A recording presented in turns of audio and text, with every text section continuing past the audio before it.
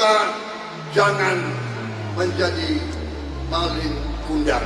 Jangan kita kebaikan kita balas dengan pengkhianatan, jerih payah dibalas dengan kedengkian. Jangan. Saya kecewa. Baik, kita bukan aktivis kaleng-kaleng. Kekecewaan itu sudah melekat dan perjalanan hidup kita. Kalau berpolitik kita baperan ya nggak menang. Hal ini biasa-biasa aja. Apa sih yang belum pernah dialami oleh PD Perjuangan? Ayo saya tanya. Satu-satunya partai di Republik ini yang kantornya pernah diserbu aparat hanya PD Perjuangan. Terus untuk hal-hal seperti ini kita terganggu gitu? Nggak mungkin dong. Kita ini partai yang sudah teruji, bukan partai yang gede omong. Kita ini besar karena proses ujian. Assalamualaikum warahmatullahi wabarakatuh. Salam Bang Burucing. Terima kasih Pak Jokowi. Kami Kepala Desa dan Perangkat Desa Sukorejo tegak lurus kepada Pak Jokowi. Yes.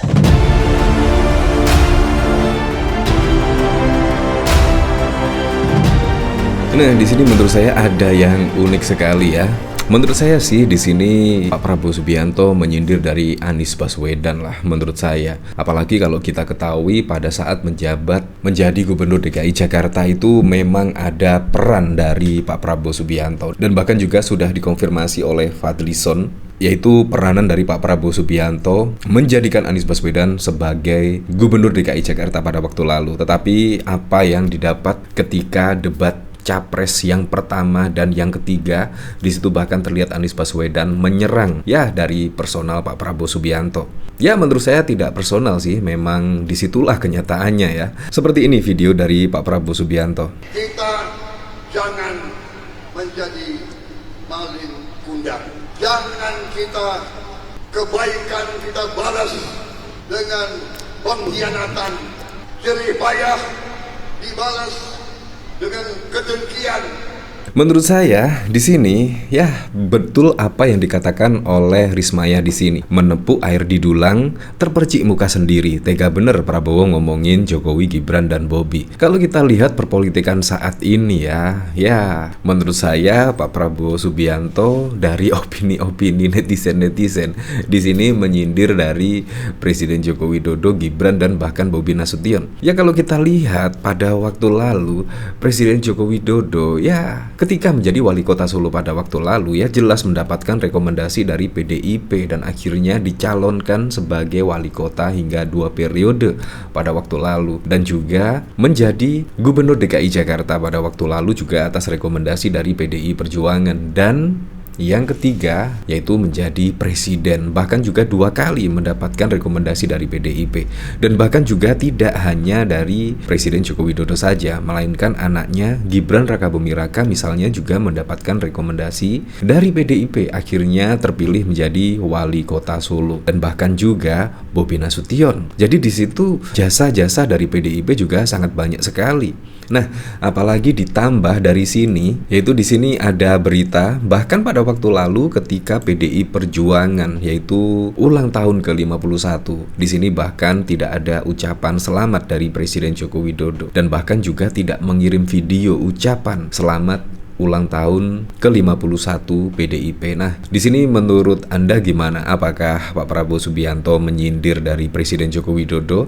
Apakah demikian? Karena memang pada saat HUT PDIP pada waktu lalu juga tidak ada ucapan dari Presiden, padahal juga PDIP lah yang mengawal Presiden Joko Widodo hingga saat ini. Ya tetapi kita kembalikan lagi ke masyarakat lah. Nah, bahkan yang paling keren lagi yaitu ucapan dari Adian Apitupulu ya. Bahkan Adian Apitupulu di situ ya kalau baper kita pasti tidak akan menang, dan bahkan juga walaupun tidak ada dukungan dari Presiden Joko Widodo, Adian Apitupulu tetap fokus memenangkan Ganjar. Nah, seharusnya seperti itu ya sikap dari Pak Prabowo Subianto.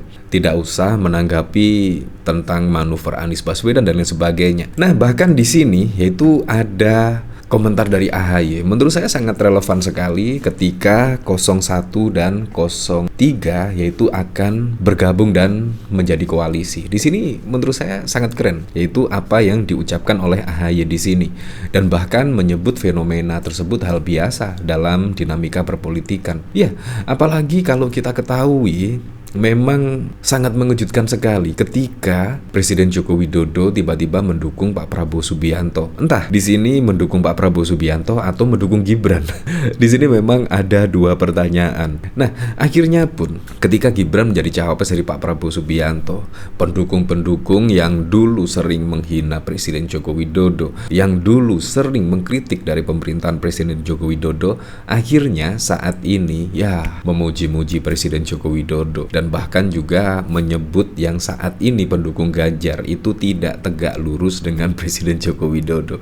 Di sini sangat lucu sekali. Padahal yang pendukung Ganjar di situ menurut saya ya wajar lah. Karena Ganjar dan Presiden Joko Widodo menurut saya karakter hampir sama atau hampir mirip, bahkan dari belusukannya pun di situ Ganjar menurut saya lebih keren lagi. Karena apa? Karena mendapatkan bonus yaitu menginap di rumah warga, dan itu pun Presiden Joko Widodo kayaknya belum pernah ya, yaitu kampanye menginap di rumah warga.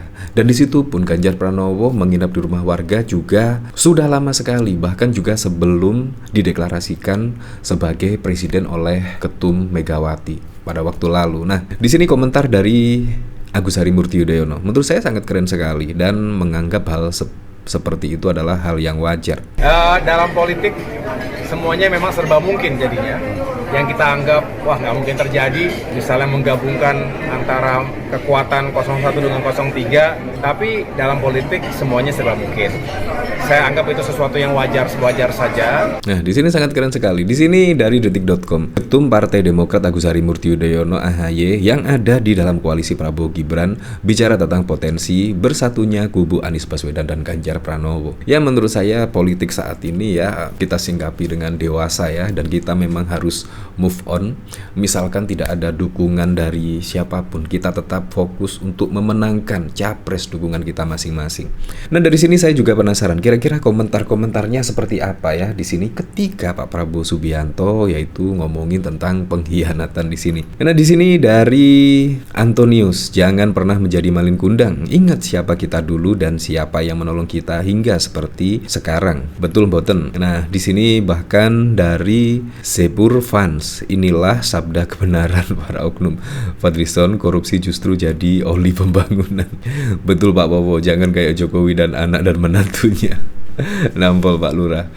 Karma is like bumerang. Di sini dari Oyen, Pak Jokowi denger tuh nasihat dari Pak Prabowo Subianto. Malin kundang itu istilah lama, ada istilah yang baru. Pak Jokowi, Anda lagi diomongin nih, malin kundang yang ngomong. Ya seperti itulah.